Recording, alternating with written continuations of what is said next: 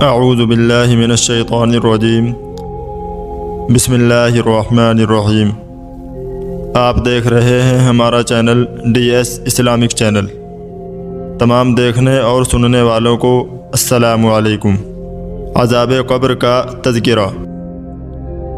اللہ رب العزت کا ارشاد ہے، وہ صبح شام آگ پر پیش کیے جائیں گے، اور جب قیامت قائم ہوگی تو حکم ہوگا آل فرعون کو سخت عذاب میں داخل کرو۔ حضرت عثمان رضی اللہ عنہ جب کسی قبر کے پاس کھڑے ہوتے تو اتنا روتے کہ داڑھی مبارک آنسوؤں سے تر ہو جاتی۔ کسی نے پوچھا، آپ جنت اور دوزخ کے تذکرے سے اتنا نہیں روتے جتنا قبر کو دیکھ کر روتے ہیں؟ فرمایا، میں نے رسول اللہ صلی اللہ علیہ وسلم کو یہ فرماتے ہوئے سنا ہے کہ قبر آخرت کی منزلوں میں سب سے پہلی منزل ہے۔ اگر اس میں کامیاب ہو گیا تو اگلے سب مرحلے بھی آسان ہو جائیں گے، اور اگر اس میں کامیاب نہ ہو سکا تو اگلے مرحلے اس سے بھی زیادہ سخت ہوں گے۔ اور میں نے حضور کو یہ بھی فرماتے ہوئے سنا ہے کہ میں نے کوئی منظر قبر سے زیادہ وحشتناک نہیں دیکھا ہے۔ حضرت برا بن حازف رضی اللہ عنہ حضور کا ارشاد نقل کرتے ہیں کہ مردے کے پاس دو فرشتے آتے ہیں اور اسے بٹھا کر اس سے پوچھتے ہیں، تیرا رب کون ہے؟ وہ جواب دیتا ہے، میرا رب اللہ ہے۔ وہ پوچھتے ہیں، تیرا دین کیا ہے؟ وہ جواب میں کہتا ہے، میرا دین اسلام ہے۔ فرشتے سوال کرتے ہیں، یہ آدمی کون ہے جو تم میں مبعوث کیا گیا؟ وہ کہتا ہے، یہ رسول اللہ صلی اللہ علیہ وسلم ہیں۔ وہ اسے کہتے ہیں، تجھے کس نے بتایا ہے؟ وہ جواباً کہتا ہے، میں نے اللہ کی کتاب پڑھی اور اس پر ایمان لایا اور اس کی تصدیق کی۔ پھر ارشاد فرمایا، آسمان سے ایک آواز آتی ہے کہ میرے بندے نے سچ کہا، اس کے لیے جنت کا بستر بچھاؤ اور جنت کا لباس پہناؤ، اور اس کے لیے جنت کا دروازہ کھول دو جہاں سے اسے جنت کی ہوا اور خوشبو آتی رہے، اور اس کی قبر حد نگاہ تک کشادہ کر دی جاتی ہے۔ باقی رہا کافر تو حضور صلی اللہ علیہ وسلم نے اس کی موت کا ذکر کرتے ہوئے فرمایا کہ اس کی روح اس میں لوٹائی جاتی ہے، اس کے پاس بھی دو فرشتے آتے ہیں اور اسے کہتے ہیں، تیرا رب کون ہے؟ وہ جواب دیتا ہے، ہائے میں نہیں جانتا۔ وہ دین اور حضور صلی اللہ علیہ وسلم کے بارے میں بھی سوال کرتے ہیں اور وہ یہی جواب دیتا ہے کہ ہائے میں نہیں جانتا۔ تو آسمان سے آواز آتی ہے کہ اس نے جھوٹ کہا، اس کے لیے آگ کا بستر بچھاؤ اور اسے آگ کا لباس پہناؤ، اور اس کے لیے جہنم کا دروازہ کھول دو تاکہ جہنم کی گرمی اور گرم ہوا اس تک پہنچے۔ اور پھر قبر اس پر اتنی تنگ کر دی جاتی ہے کہ اس کی پسلیاں ایک دوسرے میں گھس جاتی ہیں۔ پھر اس پر ایک اندھا اور بہرا فرشتہ مقرر کر دیا جاتا ہے۔ اس کے پاس لوہے کا ایک ایسا گرز ہوتا ہے کہ اگر وہ پہاڑ کو مارے تو وہ مٹی بن جائے۔ پھر وہ گرز اس مردے کو اتنی شدت سے مارتا ہے کہ اس کی آواز جن و انس کے علاوہ مشرق و مغرب کی ہر چیز سنتی ہے۔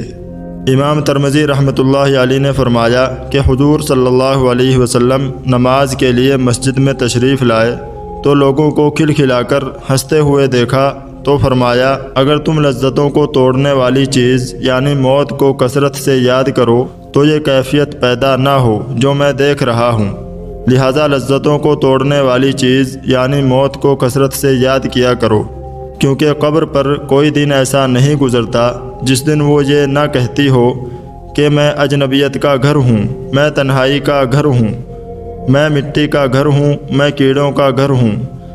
جب مومن بندے کو دفن کیا جاتا ہے تو وہ اس کا استقبال کرتی ہے اور اسے کہتی ہے، جتنے لوگ میری پشت پر چلتے تھے تو مجھے سب سے زیادہ محبوب تھا، آج جب تو میرے حوالے ہوا ہے تو میرا حسن سلوک دیکھ لے گا۔ پھر وہ قبر حد نگاہ تک کشادہ کر دی جاتی ہے اور اس کے لیے جنت کا دروازہ کھول دیا جاتا ہے۔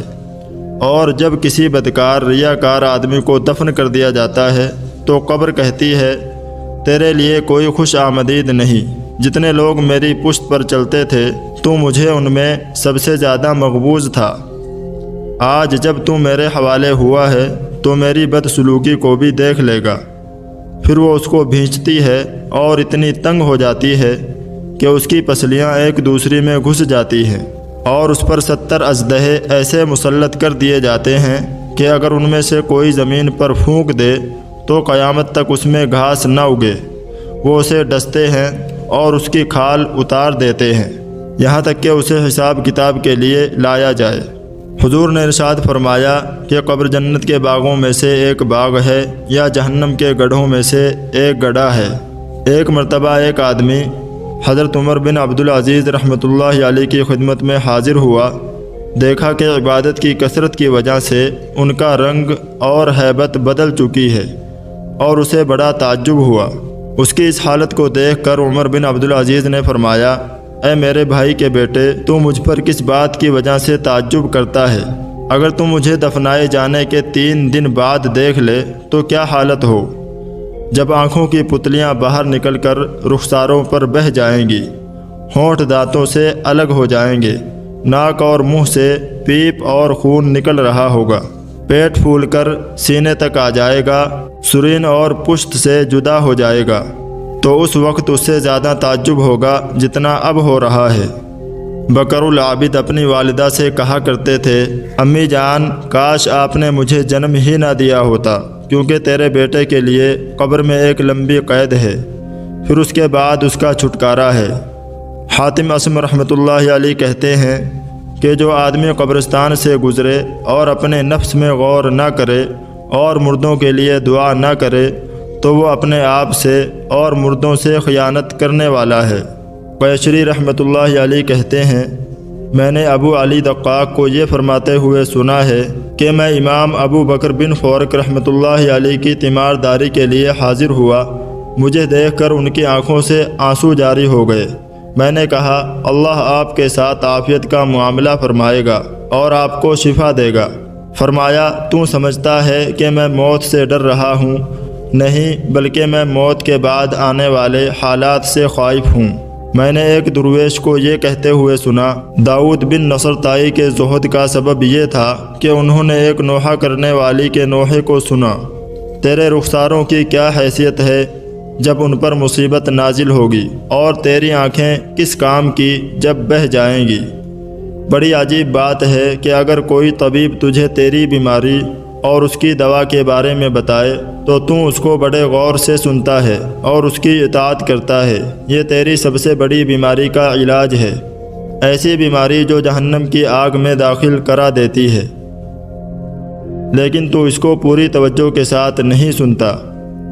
جب کوئی مجلس لمبی ہو جاتی اور میں اونگھتا یا اس کی گفتگو کے دوران کوئی بات کرتا تو بولنے والا ملامت کرتا کہ اگر میں لہو و لعب یا دنیا کی باتیں کرتا تو تجھے اونگ نہ آتی بلکہ تو خوش ہوتا، اور یہ تیرے نفس کی خباثت اور تیرے ایمان کی ضعف کی وجہ سے ہے۔ کہاں چلے گئے تیرے آباء و اجداد، تیرے بیٹے، تیرے بھائی اور تیرے دوست؟ وہ زمین کے اندر رہائش پذیر ہو گئے اور کیڑوں کی غذا بن گئے اور اپنے اوپر نازل ہونے والے عذاب سے چھٹکارا نہیں پا سکتے۔ اے اللہ، ہماری اصلاح فرما، ہمارے خراب دلوں کی اصلاح فرما، ہمارے برے اعمال، ہمارے حکمرانوں کی خرابیوں کی ایسی اصلاح فرما جیسی تو نے اپنے نیک بندوں کی اصلاح فرمائی ہے۔ اللہ تبارک و تعالی ہمیں نیک عمل کرنے اور صحیح زندگی گزارنے کی توفیق نصیب فرمائے، آمین۔